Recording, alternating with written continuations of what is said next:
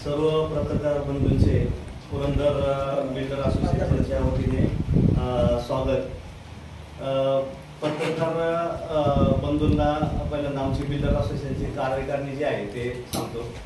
आमचे बिल्डर असोसिएशनचे अध्यक्ष बाळासाहेब बिंटाडे आहेत, उपाध्यक्ष सचिन शेठ जगताप आहेत, संतोष शेठ जगताप आहेत आणि आमचे असोसिएशन सेक्रेटरी सचिव गणेशजी बांधले आहेत, कार्याध्यक्ष आमचे अभिजित जगताप साहेब आहेत आणि बाकी सगळे कार्यकारिणी सदस्य आहेत। तर आमच्या काही जे प्रशासकीय अडचणी येतात त्या संदर्भात आम्ही मीटिंग घेतली होती। त्या मीटिंगच्या आमची मीटिंग पूर्ण झाली। त्या संदर्भात पुढचा जो काही आढावा आहे ते आमच्या कार्याध्यक्ष सांगतील।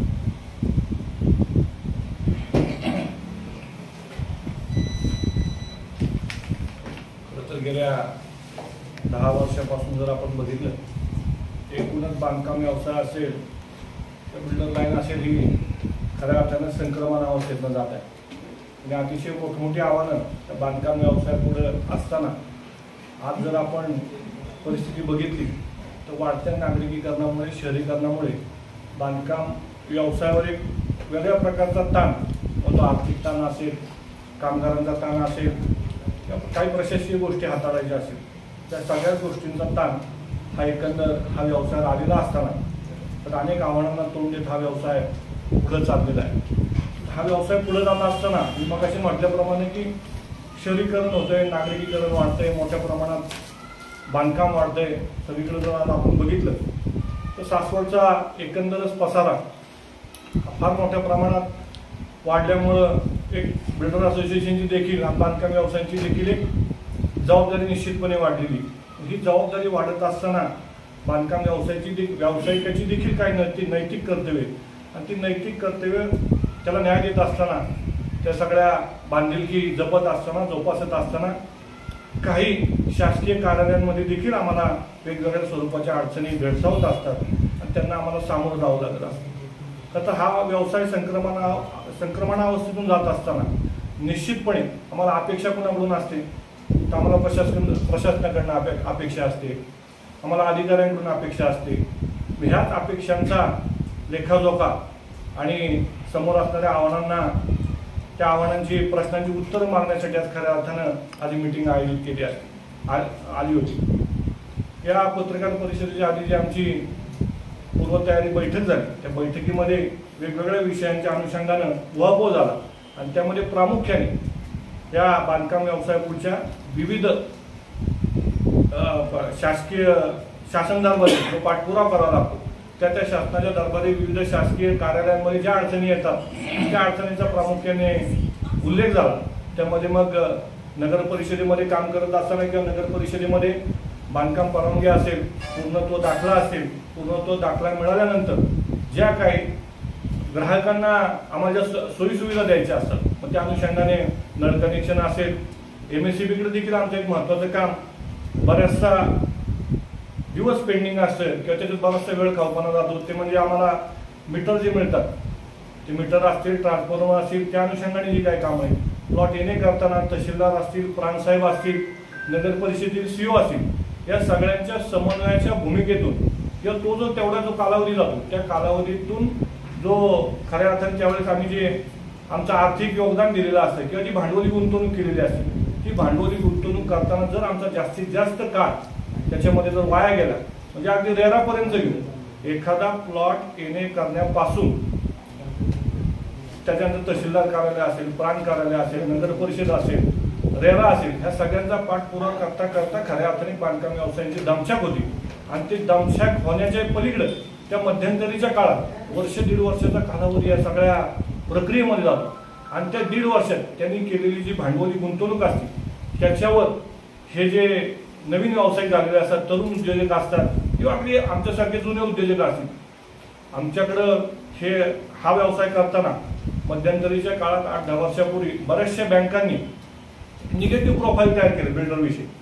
आणि आम्हाला कुठेही लोन द्यायला कर्ज प्रक्रिया सुद्धा सुलभ ठेवली नाही। त्याच्यामुळं आज बरेचसे बिल्डर देखील बाहेरून ह्या आर्थिक स्रोत उपलब्ध करत असताना अडचणीत आले। ती देखील आमची दखल प्रशासनाने घ्यावी। हा जो वर्ष दीड वर्षाचा कालावधी असतो त्या कालावधीमध्ये आमचं जे भांडवल लागलेलं असतं त्या भांडवलापोटी आम्ही लाखो रुपयांची व्याज भरत असतो। मग हा कालावधी जर कमी झाला, बाबा आम्हाला दीड वर्ष या प्रक्रियेत गेला, तो कालावधी जर आमचा 2-3 महिन्यावर आला तर निश्चितपणे आम्हाला मानसिक समाधान ते मिळेल, ते स्वास्थ्य ते मिळेल, देखील परंतु आर्थिक स्थैर्य देखील आम्हाला त्या माध्यमातून मिळेल। तर ते आर्थिक स्थैर्य कसं मिळेल आणि त्या आर्थिक स्थैर्यातून आम्ही जास्तीत जास्त वेगाने काम करू शकू आणि जास्तीत जास्त कमी कालावधीमध्ये, म्हणजे रेराच्या ह्या जर आम्हाला सगळ्या परवानग्या लवकर मिळाल्या तर रेराची जी आम्ही एक स्पेसिफिक मुदत घेतलेली असते एवढ्या कालावधीत हा प्रोजेक्ट आम्ही पूर्णत्वास नेऊ किंवा हँडओव्हर करू। पण हा जर ह्या घडामोडींचा कालावधी जर कमी झाला, निश्चितपणे ग्राहकाला आम्ही रेराच्या कालावधीच्या अगोदर देखील ताबा देऊ शकतो, एवढ्या निमित्ताने मी जरूरपणे सांगतो। आणि मगाशी बोलता एक विषय राहिला कार्यकारिणीच्या समोर मी मांडू इच्छितो, शेट अजून एक आपल्याला अडचणी, ठीक आहे आता हे व्यासपीठ नाही म्हणून त्याचा उहापोह झाला पाहिजे। कामगार कल्याण उपकर हा एवढ्या मोठ्या प्रमाणात घेतला जातो, गेल्या 10 वर्षापासून शेट आपण बघतोय, पण तो कामगार कल्याण उपकर आज बाहेर देखील कामाचे जर आपण दर बघितले, बांधकामाचे दर बघितले तर साधारण 1500-1600 रुपये स्क्वेअर फीटच्या दरम्यान तो दर असतो। परंतु कामगार कल्याण उपकर हा 1% जरी असला, परंतु तो ज्यावेळेस कॅल्क्युलेट केला तो 2,500 आणि 3,000 रुपये स्क्वेअर फीटनी कॅल्क्युलेट करून त्याच्यावर 1% कामगार कल्याण उपकर आपल्याकडून घेतला जातो। हा घेत असताना ही माझी मागच्या वेळेस देखील मागणी होती, हा कामगार कल्याण उपकर घेत असताना त्याच्यासाठी मी तुम्हाला एक दाखला देखील देतो। पुणे कॉर्पोरेशन मध्ये देखील या सवलती दिल्या जातात। नवउद्योजक आहे, आज माझा तरुण मुलगा हा व्यवसायात येऊ पाहतोय, त्याच्या समोर देखील भांडवलाच्या अडचणी उभ्या राहतात किंवा इतर अनेक मुलं, त्यावेळेस हा जो आम्हाला सुरुवातीला कामगार कल्याण उपकर असेल, डेव्हलपमेंट चार्ज असेल किंवा इतर तत्सम जे काही कर असतील ते कर घेत असताना आमची एक मागणी अशी नगर परिषदेकडे या माध्यमातून की समजा एखादी 10 गुंठ्याची जर बिल्डिंग आम्हाला बांधायची असेल तर किमान आम्हाला 12-15 लाख रुपये किंवा त्याच्याही पुढे त्या कर रचनेमध्ये आम्हाला ती पावती दिली जाते की ही रक्कम तुम्ही भरा। तर सुरुवातीला आम्हाला जागा घेत असताना आमच्याकडे भांडवल अपुरं असतं, आम्ही कुठून तरी 50% तर मराठी व्यावसायिक कुठून तरी कर्ज काढून कर्ज प्रक्रियेने भांडवल उपलब्ध करत असतो। मग ते भांडवल उपलब्ध झाल्यानंतर पुढचा टप्पा हा या प्रक्रियेचा असतो, सँक्शनचा असतो, परवानगीचा असतो। तर हे जे चलनांचे पैसे, या चलनांच्या पैशांमध्ये जर आम्हाला सवलती दिल्या, शेवटी हा बांधकाम व्यवसाय कुठे जाणार नाही, पूर्णत्व दाखल्यासाठी शेवट तुमच्याकडेच येणार आहे। त्याच्यामुळे ही 10-12-15 लाखाची किंवा मोठ्या प्रोजेक्टला अगदी 50-60 लाखाची ती सवलत ते कर आकारले जातात। तर त्याच्यामध्ये जर आम्हाला सवलत दिली 2 किंवा 3 टप्पे करून दिली तर पूर्णत्व दाखल्यापर्यंत आम्हाला 2 टप्प्यात आता 3 टप्प्यामध्ये ती सोय उपलब्ध करून नगर परिषदेने द्यावी। त्यासाठी जर कुठे पाठपुरावा करायचा असेल तर आम्ही देखील तुम्हाला सहकार्य करू, पण जेणेकरून समजा 25 लाखाचं जर चलन आलं आणि जर 10 लाख रुपये पहिल्या टप्प्यात त्याला भरायला सांगितलं तर निश्चितपणे नवीन तरुण उत्सुक उद्योजक त्याला कुठेतरी आर्थिक पाठबळ दिल्यासारखं होईल आणि त्याचा या सगळ्या प्रक्रियेकडे बघण्याचा निश्चितपणे दृष्टिकोन बदलून जाईल। ही एक प्रामुख्याने मागणी होती। मग त्याच्यात मागाशी तो खरं तर चर्चेत तो विषय राहिला आणि मग इतर जे काही सगळे डिपार्टमेंट आहेत, मोजणी खाता असेल, MSCB असेल, नगर परिषद असेल, तहसीलदार असतील, प्रांतसाहेब असतील, रेरा असेल, GST असेल, या सगळ्याच प्रक्रियेसंदर्भात ज्या जर आम्हाला या अडचणीतनं बाहेर काढलं आणि या प्रक्रिया जर सगळ्या सुटसुटीत आणि कमी कालावधीच्या केल्या तर निश्चितपणे येणारा काळ स्थानिक बिल्डर हा पुरंदर तालुक्यामध्ये किंवा सासवडमध्ये एक चांगल्या प्रकारचं अग्रक्रमी राहून, अग्रभागी राहून पुरंदर तालुक्याला एक चांगला बांधकाम प्रकल्प निश्चितपणे आणि वेगवेगळ्या सोयी सुविधांमार्फत आज आपण बघितलं तर गेल्या 7-8 वर्षापूर्वी रेट जागेवर आहे, पण अम्युनिटीज मात्र निश्चितपणे वाढलेले आहेत। म्हणजे आम्ही अनेक अडचणीतून जातोय, म्हणून मी सुरुवातीलाच मुद्दा म्हटले की आम्ही संक्रमण अवस्थेतून जातोय। लिफ्ट झाली, CCTV झाले, व्हिडिओ डोर कॅमेरा झाले, ॲक्वागार्ड झाले, सोलर झाला, ह्या सुविधा आम्ही पुरवत असताना तर आज आमची तारेवरची कसरत आहे। प्लॉटचे रेट भयंकर महाग झालेले आहेत। सासवड सारख्या ठिकाणी आपण बघायला गेलो तर पुण्यात कितीतरी लोक सहकारी म्हणतात तुम्ही तिथे या, कात्रजच्या पेरीफेरीला ते ह्या रेटमध्ये हे प्लॉट मिळतात। तर या सगळ्याचाच जर अडचणींचा निचरा करायचा असेल, त्याचा उपाय शोधायचे असतील, निवारण करायचं असेल तर निश्चितपणे आम्हाला प्रशासनाची साथ, राज्यकर्त्यांची साथ ही आवश्यक असते। जर सकारात्मक दृष्टिकोनातून प्रशासनाने आणि राज्यकर्त्यांनी या समस्येकडे बघितलं तर निश्चितपणे स्थानिक तरुणांना, बांधकाम व्यावसायिकांना हे पाठबळ मिळेल आणि त्या पाठबळातून भविष्यात अतिशय चांगले सुंदर गृह प्रकल्प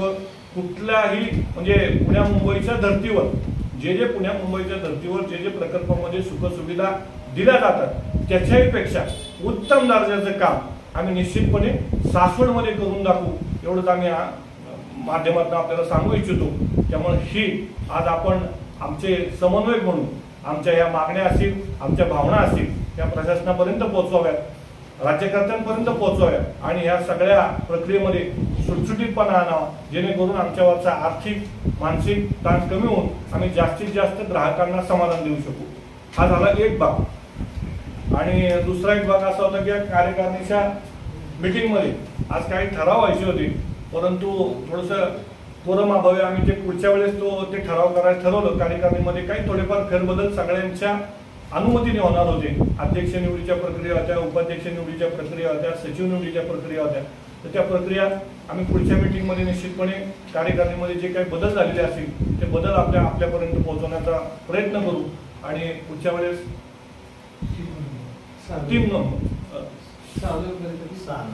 6 नोव्हेंबरला आम्ही ह्या संदर्भात परत एकदा मीटिंग घेणार आहोत। आणि अजून एक महत्त्वाचा मुद्दा सांगता राहिलो की नगरपालिका प्रशासनाला देखील आमची विनंती राहील की दर 2 महिन्यांनी प्रशासनाचा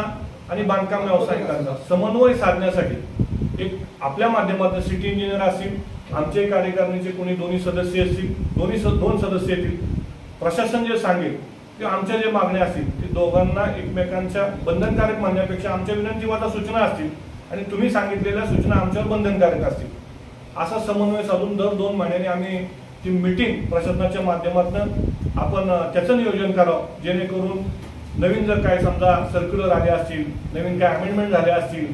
तर त्या संदर्भात त्या सूचना प्रशासनाने देखील आम्हाला सांगाव्यात आणि आमच्या देखील त्या संदर्भात ज्या काही भावना आहेत त्या भावना आम्ही मांडण्याचा प्रशासनापाशी प्रयत्न करू। आणि जे काही तंटे बकडे छोट्या मोठ्या गोष्टी असतात, सगळ्याच गोष्टी काही इथे बोलण्यासारख्या नाहीत ऑन कॅमेरा, पण त्याच्यात जर सुसंवाद साधता आला, तो जर सुसंवाद साधला त्या समन्वयातनं एक अनावश्यक बांधकाम व्यावसायिकांमध्ये एक भीती तयार झाली। आज मध्यंतरीच्या काळामध्ये गेल्या 2-3 वर्षांमध्ये असं चित्र निदर्शनास आलंय, शहरीकरण झालं, नागरिकीकरण वाढलं, व्यवसाय वाढला, परंतु खंडणीखोर देखील वाढली। आज आम्ही 10 वर्ष ज्या प्रक्रियेतनं जात असताना, संक्रमणानं जात असताना ज्या पद्धतीने आम्ही व्यवसाय करतोय, आम्ही पुढे 5-10 पिढ्याचे व्यावसायिक नाही, आम्ही सगळी शेतकऱ्याची पोरं आहोत। आत्ताची कुठं ह्या पहिल्या टप्प्यात आम्ही व्यवसायामध्ये आलेलो आहोत, इथून मागच्या पिढ्यांनी आमच्या शेती हाच व्यवसाय केलेला। मग ह्याच्यातून जात असताना कुठंतरी आम्हाला थोडे 4 दिवस आमच्या कष्टाच्या मेहनतीच्या बळावर दिसत असताना ही खंडणीखोरांची जर टोळी जर कुठं उदयास आली तर त्या टोळीला देखील व्यसन घालायचं काम पोलीस प्रशासनाने करावं आणि त्या ठिकाणी आमची कार्यकारिणीचे सदस्य येतील, आपल्याला देखील तसा पत्रव्यवहार निश्चितपणे करतील। तो पत्रव्यवहार झाल्यानंतर सहकार्य करायचं काम पोलीस प्रशासनाने एक आम्हाला पाठिंबा द्यायचं काम हे निश्चितपणे त्या माध्यमातून करावं। ही एक मागणीचा मगाशी ओवापोह झाला, ही एक महत्वाची मागणी आम्ही त्या अनुषंगाने करत आहोत आणि ह्या गोष्टींना कोणी पाठीशी घालू नये एवढंच या निमित्ताने मी सांगतो। आणि सासवड शहर खरं तर मगाशी विषय झाला, सासवड शहर सगळ्या सर्वांगाने वाढतंय, ते वाढत असताना बऱ्याचशा समस्या, त्यापैकी एक समस्या म्हणजे स्वच्छतेची कचऱ्याची समस्या असेल, तो प्रशासकीय पातळीवरचा तो विषय आहे, त्या लेवलने ते सोडवतील। शेठ मगाशी बोलता विषय राहील, बिल्डर असोसिएशनच्या वतीने देखील जर या स्वच्छतेच्या टीमच्या बाबतीत जर आमच्याकडनं काही सहकार्य लागलं, म्हणजे अगदी एखादी गोष्ट किंवा एखादी वस्तू स्वरूपात जरी आम्हाला काही लागलं तर निश्चितपणे हक्काने आम्हाला मुख्याधिकाऱ्यांनी सांगावं, राज्यकर्त्यांनी प्रशासनाने सांगावं, ती गोष्ट देखील बिल्डर असोसिएशनच्या वतीने आम्ही देण्यास तयार आहोत। मगाशी बोलता मी म्हटलं की तो आपण एक ही गोष्ट करू की बाबा समजा आता काय डेंग्यूच्या ज्या वाढत्या समस्या आहेत, एखादं मशीन आपल्याला जर देता आलं तर ते मशीन द्यायचा आम्ही प्रयत्न करू, किंवा एखादा आम्हाला रस्ता जर आम्हाला विकसनासाठी दिला किंवा ह्या गोष्टी तुम्ही करा तिथं, किंवा एखादं सार्वजनिक ठिकाण असेल, गार्डन असेल किंवा सार्वजनिक ठिकाण असेल, वृक्ष लागवड असेल, जे काही विकसनाच्या गोष्टी असतील आम्ही आमच्या पद्धतीने निश्चितपणे आमच्या कार्यकारिणीचा ठराव करू, चांगल्या पद्धतीने आणि प्रामाणिकपणे शहर स्वच्छ राहावं सासवड नगरपालिका ही देशात प्रथम क्रमांकाने स्वच्छतेच्या बाबतीत आलेली नगरपालिका आहे. आमचं देखील नैतिक कर्तव्य बांधकाम व्यावसायिकांचं की त्यासाठी देखील आमचं योगदान बांधकाम व्यावसायिकांच्या वतीने, बिल्डर असोसिएशनच्या वतीने ते देखील निश्चित आश्वासन आम्ही आपणा सर्वांना आमच्या सर्व कार्यकारिणीच्या वतीने देतो आणि आश्वासित करतो की येणाऱ्या काळामध्ये बांधकाम व्यावसायिक आणि बिल्डर असोसिएशन एक पाऊल पुढे जाऊन अतिशय चांगल्या पद्धतीने आणि सासवड शहर स्वच्छ राखण्यात एक पाऊल निश्चितपणे अग्रक्रमाने पुढे जाईल. आज पुरंदर तालुका बिल्डर असोसिएशन तर्फे ज्या काही समस्या आहेत बिल्डर लोकांच्या, त्या समस्या अभिजित दादांनी या ठिकाणी मांडल्यात.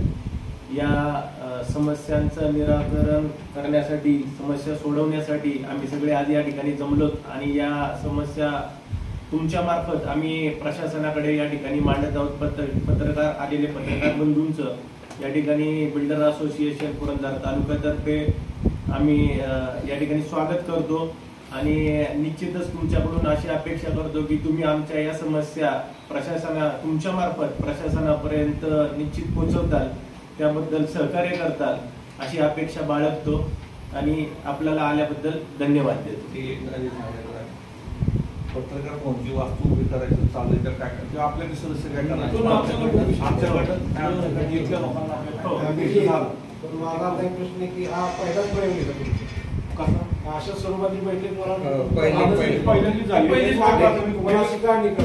आणि गेल्या 10 वर्षापूर्वी हा विषय मी मांडला होता म्हणजे आत्मा असताना ही गरज आपल्याला काय तर आपल्याला लोकांच्या समस्या म्हणजे ग्राहक आहेत त्यांना तर प्राधान्यक्रमाने आपल्याला त्यांच्या अडीअडचणीचं निवारण करायचं, परंतु नागरिकीकरण वाढत असताना आपल्याला देखील काही अडीअडचणी येतील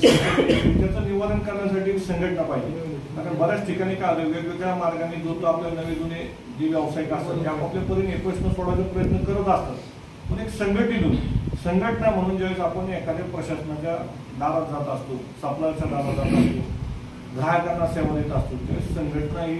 फार महत्वाची भूमिका बजावत असते. कुठल्याही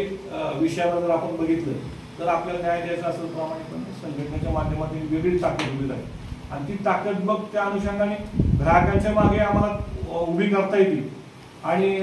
जर काय एखाद्या बिल्डरवर अगदी मी याच्या पलीकडे जाऊन म्हणेल मग अशी म्हणजे हा अनौपचारिक विषय चालला होता की एखाद्या बांधकाम व्यवसायाच्या क्षेत्रामध्ये एखाद्या बिल्डरवर काय अडीअडचणी आर्थिक जरी उद्भवल्या तरी त्याचं सगळ्यांनी मिळून निराकरण करणं, त्याला त्याच्यातनं बाहेर काढणं, हे सुद्धा आम्ही त्याला देखील प्राधान्य दिलेलं आहे की बाबा एखादा जर आपल्याला मागे पुढे त्याला अडीअडचणी उद्भवल्या तर त्याला सगळ्यांनी मिळून हातभार लावा, त्याला त्यातनं बाहेर काढा. मग त्या प्रशासकीय असतील, आर्थिक असतील किंवा इतर काय ग्राहकांच्या समस्यांचं निराकरण असेल, ही मग संघटनेची गरज निर्माण झाली. त्याच वेळेस आमच्या 7-8 वर्षापूर्वी ठरलं की संघटना आपण जागोजागी झालेली आहे. आणि मग तुम्ही याच्या आधीच म्हणले की संक्रमणावर सुद्धा जातोय कसं नोटाबंदी झाली, GST झालं, रेरा झालं, मुळशी पाठवणं गाणं झालं, कोरोना आला, म्हणजे इतक्या अडचणी आमच्या पुढे उद्भवल्या आणि आपण सगळी शेतकरी पोरं आत्ताशी कुठतरी आपण त्याच्यात यायला लागलो व्यवसाय अचानक अडचणी उद्भवल्या म्हणून आम्ही 10-15 वर्ष मागे गेलो होतो. म्हणजे ऍक्च्युअल परिस्थिती सांगायचं आहे. खंडणीचा एक विषय खंडणी काय खंडणी कशासाठी तुम्ही कशासाठी जर तुमचं सगळं रूल अँड रेग्युलेशन प्रमाणे असेल तुम्हाला खंडणी द्यायचं काय कारण खंडणी खोराला बुद्धी नसते असताना सुद्धा तिथे जाणे, चौकशी करणे आक्षेप असा आहे की समोरचा काहीतरी क्वालिटी असेल तर तुमच्या प्रश्नाचं उत्तर तुम्ही जर रेग्युलर असाल, नियमित असाल, कुणी मागण्याची किंवा ब्लॅकमेल करण्याचं काय कारण म्हणूनच साहेब तुमच्या प्रश्नाचं उत्तर देतो. खंडणी खाराला बुद्धी नसते. काही खंडणी करून ठोकळ असतं तर काही अभ्यासू असतात. अभ्यासू खंडणीखारांचा विषय तर येतच नाही, म्हणजे ज्याला काही कळत नाही फक्त याचं दिसतोय गाडी दिसतोय, बंगला दिसतोय, हा जातोय येतोय, सोमवारचे 1-2 लाख रुपये पगार करतोय, मग ह्याच्या मागे ह्याला काहीतरी फार मोठं गाभाड मिळते का फार मोठा पैसा या व्यवसायात मिळतोय अशी एक समज बिल्डर लाईन ही प्रवृत्ती गेल्या 30-40 वर्षापासून आहे. आज ती परिस्थिती नाही. म्हणजे आज मी स्वतः इंजिनिअरिंग जबाबदारीने सांगतो, मी आज सिनियर इंजिनियर असतो तर महिना 1-1.5 लाख रुपये मी 98-99 बॅचच्या इंजिनिअरिंग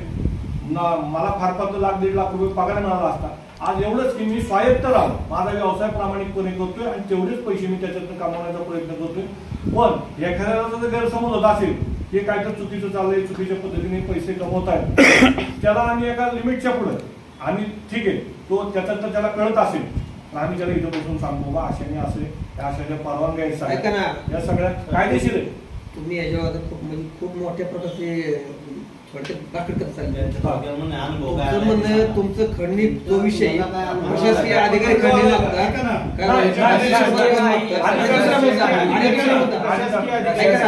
काय कायदेशीर प्रोसेस केली का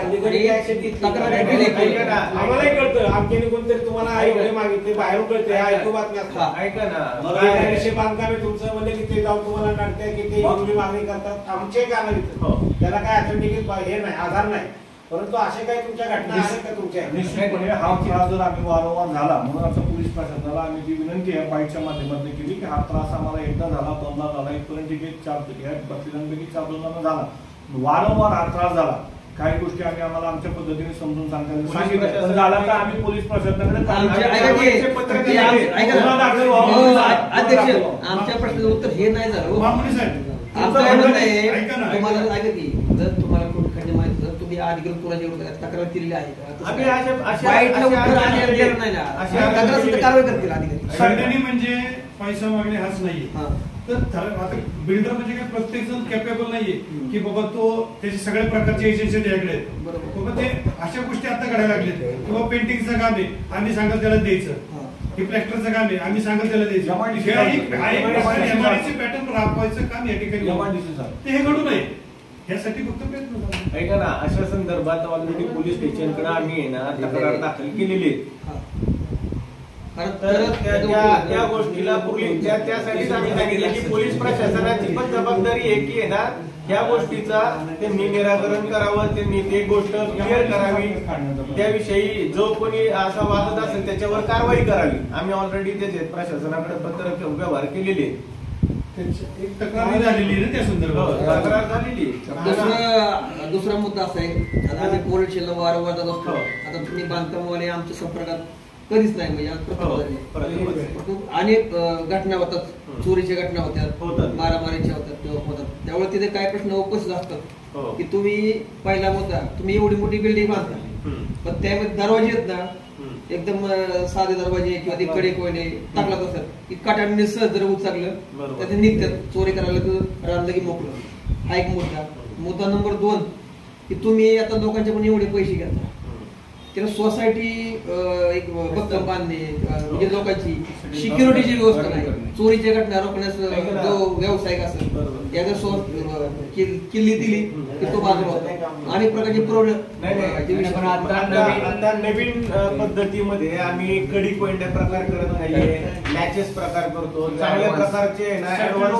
सेफ्टी डोअर बसवण्याचे प्रयत्न करतो चांगल्या प्रकारच्या चांगल्या क्वालिटीचे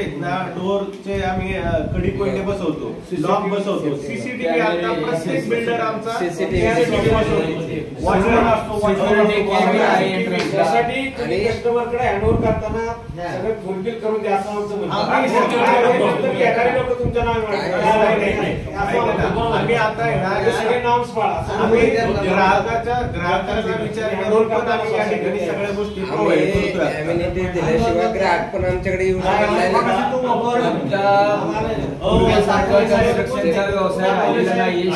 भागात जे दिलं जाते ते सासवडला आता कसं आहे माहिती का पुणे शहरात साकोरे साहेब विषय असा आहे तुम्ही जे म्हणता ना ॲम्युनिटचं किंवा मी आज आम्ही ना जे काही देणार आहे ना आम्हाला याला आधीच सांगून ठेवतोय ते आम्हाला द्यावाच लागते नाही दिले तर आम्हाला तिकडून बांबू आहे त्यामुळे तो विषय संपलेला आहे आता त्याच्या प्लस पूर्वीचा जो विषय होता तो आता राजी राहिलेला नाही आज आम्हाला पहिल्या दिवशी आम्ही काय देणार याची लिस्ट द्यायला सबमिट कमान आमच्या ब्रोशर मध्ये टाकली आणि देताना वेगळी तरी ग्राहक आम्हाला त्या रेरात नेऊ शकतो तेव्हा आम्हाला जे दिलंय सांगितलं ते करण्याचे जे आम्ही विशेष सुद्धा आपण तिसऱ्या माडल्यावर जाऊन येतोय ऍक्च्युली 5च्या पुढे कंपल्सरी पण लिफ्ट तिसऱ्या माडल्यावर आपण जिप तुमची लिस्ट पाठवते तुम्ही संघटना एकत्र आली तुमचं सहकार्य मला आमच्या सगळ्यांना शोधायचे तुम्ही आमच्या संपर्क सर्वसामान्य नागरिक आणि नगरपालिका त्यांचा एक असं अतिक्रमण अनापेक्षित व्यवसाय सुरू आहे हा. माहित नाही तुम्ही किती नियम साहेब काय होतं माहितीये का आतापर्यंतचा बिल्डर विषयी जो एक लोकांचा गैरसमज झाला तो ना, नाही. बिल्डर आला ना की तो काहीतरी मोठं सावध झाले जिथे आम्हाला असं खायला बघते साधा माणूस असू द्या मोठा असू द्या मग ते बिल्डरची काय लागलेली त्याला माहिती आज कसं असतं की आम्हाला पुढं पूर्ण करणं आमच्या टार्गेट असतं आज साधा जाणारा माणूस असू द्या नगरपालिका असू द्या कुठलाही असू द्या तो बिल्डर ते गेला की अहो साधे वर्गणीवाले जरी आले ना तरी आमचं काय किती होतं ते आधी 1 लाख म्हणणार 50 म्हणणार इथून सुरुवात होती बिल्डर म्हणजे या लोकांसाठी एक हेच झाले आधी आणि औरंग माणसाला शहरातल्या अधिकारी यांच्याकडे पत्रकारांच्या पेक्षा उठबत चांगली होती बिल्डर लोकांची आता काल माहिती ना बिल्डर आले की शिवसाहेब स्वतः खुर्ची पुसरे पाणी बाटली पत्रकार घेतली आयोजित मीटिंगसाठी उपस्थित सर्वच पत्रकार बंधू व सर्वच सदस्य या सर्वांचा प्रथमतः मी असोसिएशनतर्फे आभार मानतो.